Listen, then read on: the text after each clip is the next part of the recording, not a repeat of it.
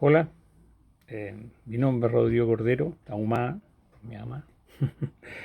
Soy bibliotecario desde el año 85 con título, empecé a trabajar. El título en realidad es del 86, empecé a trabajar el 85 en Colegio de los Sagrados Corazones y hasta la fecha todavía trabajo en el colegio, ¿ya? Eh, bueno, las labores que uno realiza en realidad creo que tienen que ver con los tiempos también. Ya yo llegué a esa biblioteca cuando,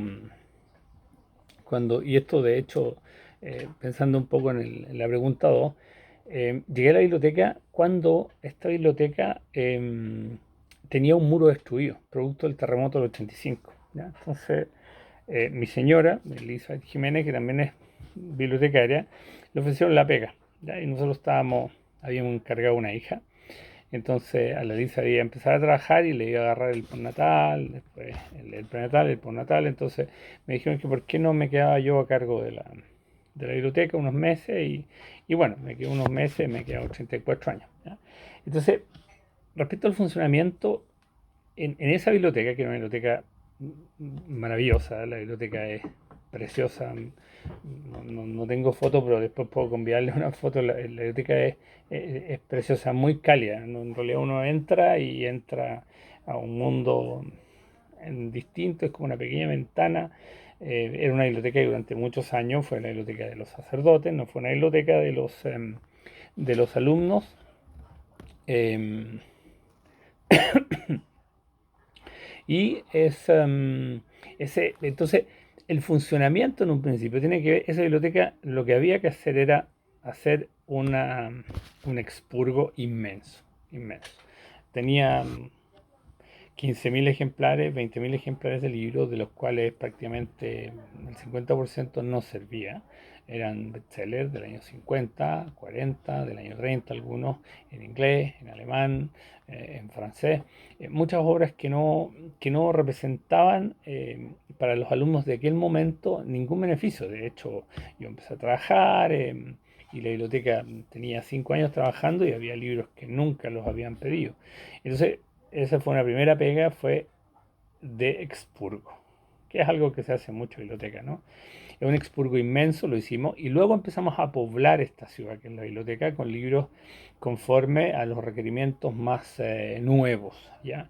Luego yo llegué en plena dictadura, se produce en el país en general una apertura a temas nuevos, a autores nuevos. Eh, Recuerden ustedes que durante muchos colegios habían autores que eran muy, muy, muy, muy, muy vetados, digamos. De hecho, cuando yo empecé a trabajar, habían algunos colegios de confesionales, digamos, de ciertas movimientos, porque ni siquiera es congregación de un movimiento especial, en donde Germán Gess, por ejemplo, no lo leían los alumnos. A Neruda no lo leían los alumnos. ¿Ya? Eh, Marco Antonio La Parra no lo leían, a Zurita no lo leían, y no lo leían por convicción. Entonces, en el colegio empezamos a ampliar el rango, a cambiarlo, y ahí se produce un cambio que luego en el tiempo también se ha dado, y es que empezamos a comprar un poco lo que los alumnos querían, ¿ya? Lo que los alumnos querían, y ese fue un cambio radical. Ese, ese generar una óptica de criterio de selección desde la persona que estaba a cargo, que nunca había tenido un bibliotecario, nunca. Yo fui el primero. ¿No? No sé si es mejor o les tocó que fuera yo, pero yo fui el primero. Había antes, sí, una alumna en práctica, Alicia Gaete, que fue una brillante profesora de clasificación de la Universidad de Chile y que fue mi profesora también después. Ella trabajó con los curas un tiempo organizando la biblioteca. ¿Ya? Pero eso es un cuento aparte. Ahora, respecto a la historia de la biblioteca, el Colegio de los Sagrados Corazones, que este año cumple 171 años, cumplimos 170 el año pasado, lo fundan los padres franceses, ¿ya? Padres franceses que eran de una congregación francesa, que eran como los jesuitas de su tiempo, ya eran gente que era muy universalista en su formación, era muy progresista frente a lo que era la iglesia en general. Y por lo tanto, la colección de la biblioteca era muy, muy, muy valiosa. Y era muy valiosa en un principio en una cuestión que no tenía casi nada que ver con el colegio, en ciencia política y en sociología. Tanto sí que la biblioteca del 74, cuando los curas se van y dejan el colegio, lo único que se llevaron fue la biblioteca. Se llevaron una parte de la biblioteca, ¿ya? Del contenido. El contenido en ciencia política, en sociología, se lo llevaron todo. ¿Ya? Ahora, respecto a los funcionamientos, la primera biblioteca de estos curas franceses que llegan con una forma nueva de enseñar, en donde ellos producían sus libros, en donde la lectura era una cuestión súper importante, en donde la cultura en general era súper importante, el teatro era súper importante, una cuestión que no era así en todos los colegios. El teatro todavía en el colegio es una actividad súper importante. Se crea hacia el 1870 más o menos la primera biblioteca. ¿Ya? En el 1920, una biblioteca de un colegio, ¿ya? Que tenía 13.000 volúmenes. ¿Ya? No nos olvidemos que Santiago, hacia 1840, tenía 90.000 habitantes. Por lo tanto, una biblioteca de 10.000 volúmenes, una biblioteca muy grande para un colegio. ¿Ya? Era muy grande. Y esa biblioteca el año 20 se quema casi toda, lamentablemente. Luego de esa biblioteca se construye la actual en el actual edificio, ¿no es cierto? Y funciona desde el año 36. Se inaugura por ahí en el 35, 36 y empieza a funcionar el 26 de julio de 1936. Empieza a funcionar. Desde esa fecha funciona en el mismo lugar donde está ahora. La biblioteca funciona de lunes a viernes, de 8 a 5, por un tema que es largo de contar, no se lo especifico. Hemos tenido unos turnos, no turnos éticos, ¿no? Sino turnos especiales los últimos 2 años. ¿Ya? El equipo de trabajo durante muchos años fue un solo bibliotecario. En el 85 era un solo bibliotecario y había un jefe que era un profesor. Era muy parecido a la estructura que tienen los CRA ahora, ¿no es cierto? Un profesor de jefe y una persona, un técnico que está a cargo de la colección y el procesamiento y todo. Y hoy día nosotros tenemos 3 bibliotecarios y un administrativo, ¿ya? Trabajando en la biblioteca. Respecto a los servicios, bueno, son los servicios normales de toda biblioteca. Tenemos un servicio de préstamo a la sala, en sala. Tenemos una hemeroteca, aún tenemos hemeroteca. A mí me gusta la revista. Tenemos un servicio servicio de impresión, servicio de Wi-Fi, que son servicios normales que ofrecen las bibliotecas hoy día. Tenemos préstamo interbibliotecario, tenemos extensión y tenemos otra biblioteca adosada a la mayor, que es una biblioteca preescolar. ¿Ya? Esa biblioteca preescolar debe tener unos 9 años, ¿ya? Y ahí hacemos promoción lectora y hacemos fomento lector desde los 3 años, 3, 4, 5 años. Ellos tienen la biblioteca incorporada como una asignatura. Ellos vienen, los días martes viene el Kinder A todo el año. Nosotros tenemos un plan lector, desarrollamos planes lectores para el medio mayor, Kinder, Prekinder y Kinder. Tenemos un plan lector nuevo desde primero básico a cuarto, donde vamos a contar el cuento a la sala. Siempre hay un bibliotecario en la biblioteca, uno contando cuentos los primeros, otro los segundos, otro está trabajando con los más chicos. ¿Ya? Tenemos proyectos de estimulación de lectura a la familia y varios proyectos súper interesantes, pero eso es largo en realidad frente al tipo de preguntas que tienen, así que prefiero, si les interesa, lo podemos desarrollar después. Y tenemos servicios de extensión. ¿Ya? En los servicios de extensión nosotros tenemos además tenemos un par de servicios archivos que son importantes. Nos hemos preocupado mucho de preservar la memoria, toda la recuperación de la memoria del colegio. Tenemos un archivo fotográfico tremendamente valioso, tenemos fotos que son únicas. Y hay toda una historia también de cómo nos hicimos ese archivo, pero eso también se los puedo contar en otro momento. La biblioteca tiene algo particular, también tiene dos cosas particulares. Uno, que se han firmado casi 60 comerciales en la biblioteca porque es muy bonita. Y tenemos nuestro propio fantasma. ¿Ya? Así que ahí hay dos historias que también les puedo contar después, ¿no? Ahora, ¿qué tipo de colecciones tiene? Hay una colección general, que la biblioteca en general tiene un fondo general, ya, con obras generales, pero como tenemos conexión y googlean todos los niños, en realidad las enciclopedias cada vez la usan menos, muy poco, muy poco. Y tenemos una colección de reserva en ciencia, en biología, en química, en física, y la lectura complementaria que el colegio exige a los alumnos. Un promedio, un chiquillo del colegio lee, yo creo que unos 10 a 15 libros al año, ¿ya? Porque leen en historia, leen en religión y leen en inglés, ¿ya? Y más encima en lenguaje. Y en el específico tercero tienen el complementario general y el específico. Si esos gallos leen más todavía, ¿ya? El criterio de selección y adquisición de material, bueno, y los criterios de selección de las bibliotecas siempre son los mismos.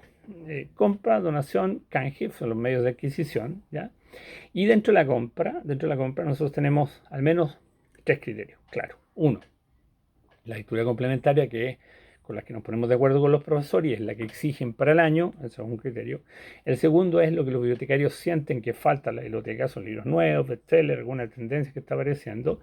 Y en general recuperamos intereses de los niños, de los alumnos, ¿no es cierto?, de los alumnos, y compramos libros que a ellos les interesen y ellos tienen... Nosotros nunca hemos desarrollado los clubes de lectura, pero los apoyamos con estos libros que vamos comprando. Ya vamos comprando sagas de a uno a dos, los vamos comprando y los van leyendo, se los van pasando, que son libros que no están en la lectura complementaria. Y finalmente hay una cuarta variante, que es una variante que también es un servicio que la biblioteca ofrece, fundamentalmente a los compañeros de trabajo o cuando la biblioteca no tiene un libro, a veces lo compramos. Lo compramos, lo procesamos, lo incorporamos y luego el libro queda en la colección general. ¿Ya? Que no es un libro, es un libro de lectura obligatoria, pero en otro colegio. ¿Ya? Entonces les compramos también damos esa facilidad. Vamos a ver si este año el gerente nos permite dar eso porque esos recursos. ¿Ya? Bueno, que este año van a cambiar muchas cosas con todo lo que está pasando. De hecho, si yo les muestro acá, yo tengo convertido en oficina, estamos teletrabajando, estoy trabajando ya hace 2 semanas desde la casa. ¿Ya?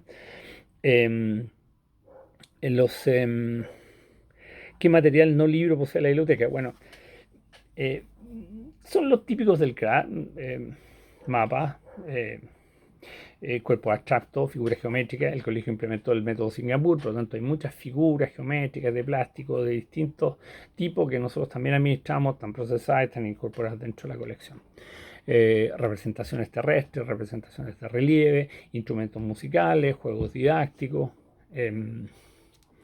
Tenemos parte de la memoria de un proyecto súper lindo que la biblioteca hizo hace unos años para los 160 años del colegio.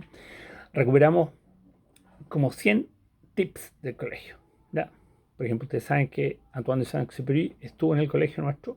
Bueno, ese es un tip si se los contamos a los niños en un pendón de 4 metros. Entonces, hicimos unos pendones con un diseñador y les contamos que hay un rector que fue, qué sé yo, que hay un obispo que fue asesino, que fue exalumno del colegio, les contamos que el autor de Principito estuvo en el colegio, que la viuda de Prat fue apoderada emérita del colegio, qué sé yo, son 100 datos que a los niños les interesan y en las fechas, que son las fechas del colegio, los colgamos por todo el colegio. Ese material queda en uso también para los profesores. Eventualmente cuando quieren usar uno o dos pendones los piden y nosotros tenemos procesados, quedan como mapas, en el fondo son largos, unos pendones de este material plástico que pasa el tiempo y no se destiñe ni les pasa nada. Y ese es un servicio, un material adicional que la biblioteca también posee. ¿Ya? Bueno, y lo otro es la revista escolar, que no es libro, es una revista.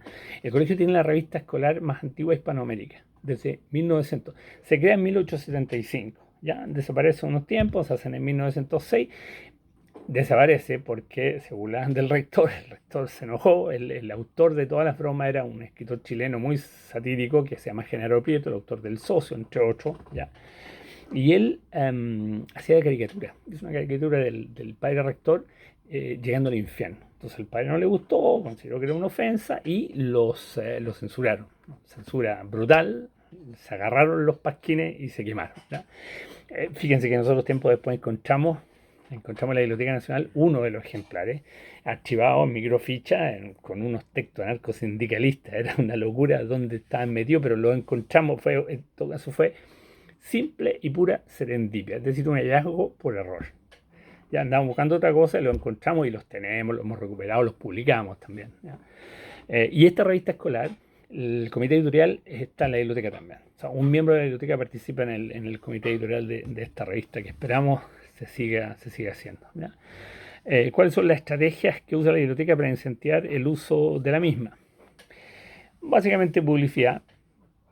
Hay una alianza. De hecho, miren, cuando se habla de la biblioteca, siempre se habla de 4 elementos básicos y se habla en el CRA, en la literatura científica en general. Cuando se resume lo de la biblioteca escolar, se habla de un espacio físico, tiene que ser adecuado, con la luz adecuada, con la temperatura adecuada, una colección, es decir, una cantidad de libros o de materiales no libros que se presten, unos usuarios, ¿no es cierto? Y un servicio.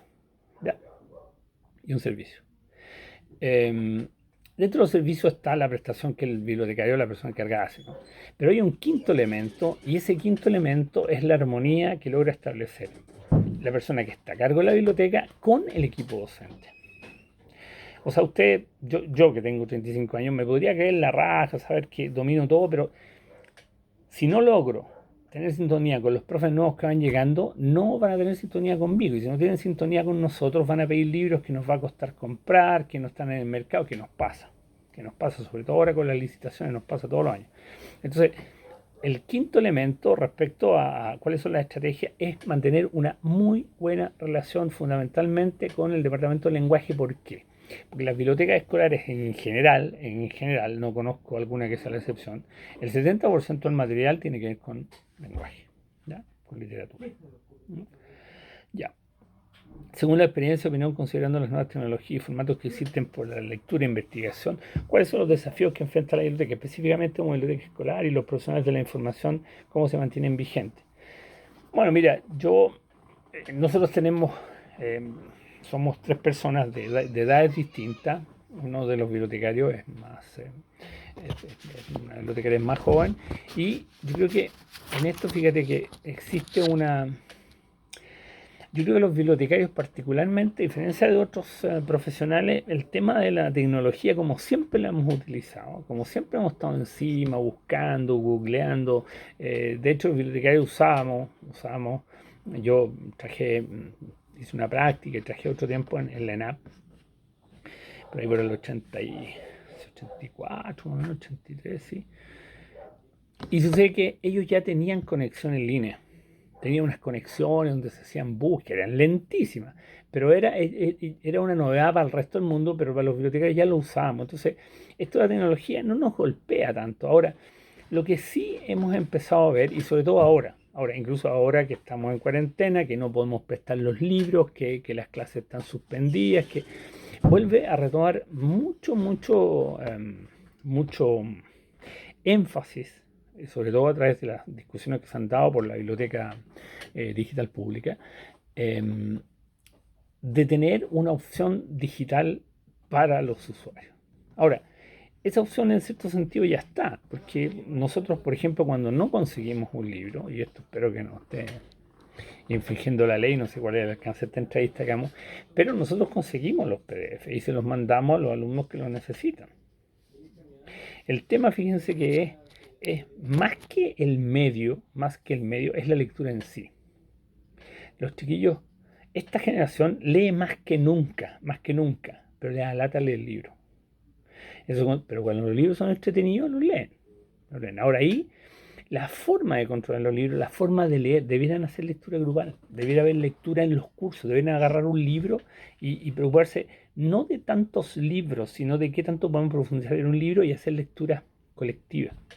Y creo que por ahí va un poco la cosa en relación a todos los agoreros que dicen que el libro murió, que el libro va a desaparecer, que el libro digital adviene, que la verdad es que cualquier persona, y esto no tiene que ir con la edad, sabe que neuronalmente la activación que provoca un libro en el cerebro humano es completamente distinta a la que provoca un tablet. Aunque sea el Kindle más espectacular, con la pantalla con menos reflejo, te provoca una cuestión diferente. Entonces, ese enfrentamiento creo que por muchos años se va a seguir dando. Yo soy de los que piensa que en realidad eh, la muerte del libro la viene encantando hace tanto tiempo que en realidad no la compro, ni creo, ni tengo ningún antecedente para decir que el libro va a desaparecer.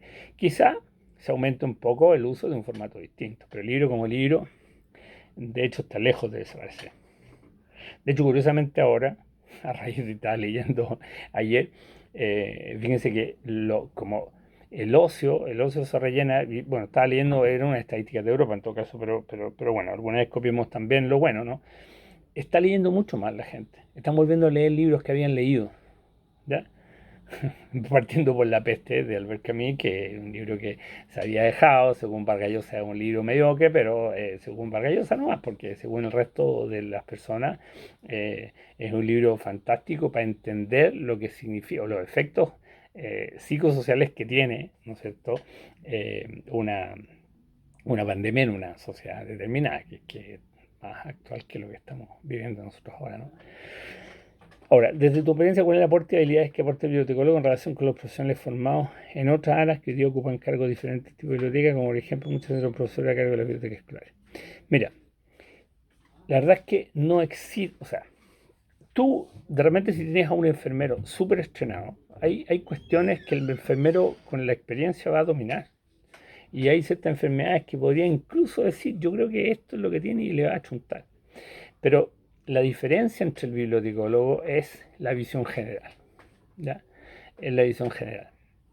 Es súper curioso, pero cuando le enseñan a técnicos, yo lo he visto porque además he participado, yo participé años en el TLEU, dentro de la capacitación a nivel nacional que se hizo, ¿ya?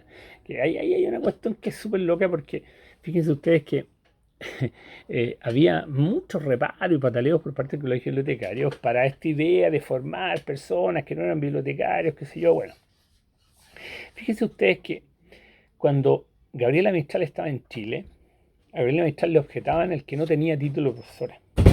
Y Gabriela Mistral, cuando sale de Chile, reestructura la reforma educacional mexicana, que es una de las reformas mejor logradas en América Latina en la historia.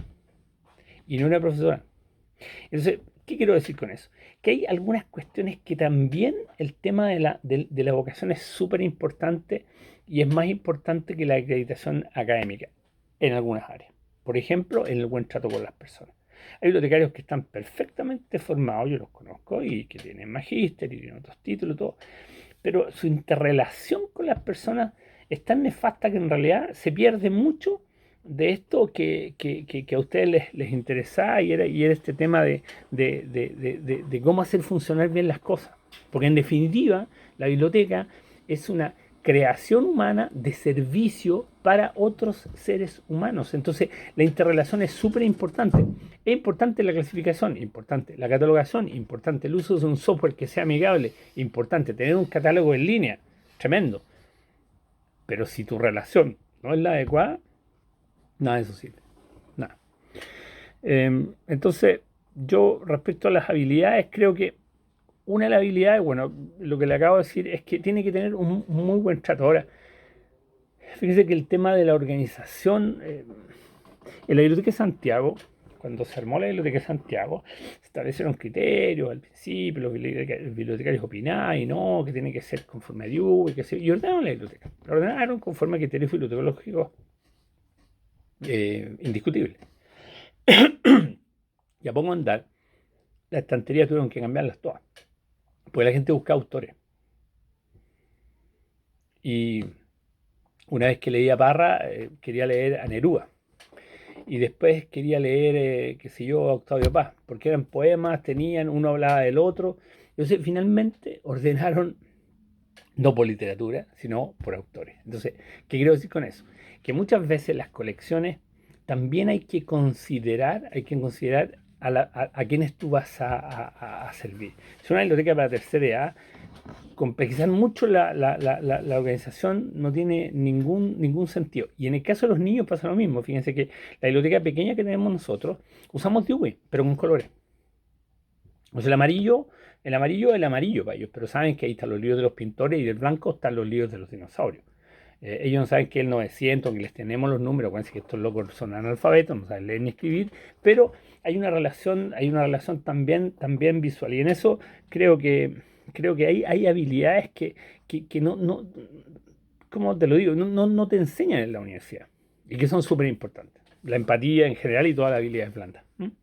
Em, em, ¿Cuál crees tú que es la diferencia entre las labores y conocimiento de un bibliotecario, persona en el oficio, años de experiencia y bibliotecólogo? Bueno, ya lo acabo de señalar. ¿Ya?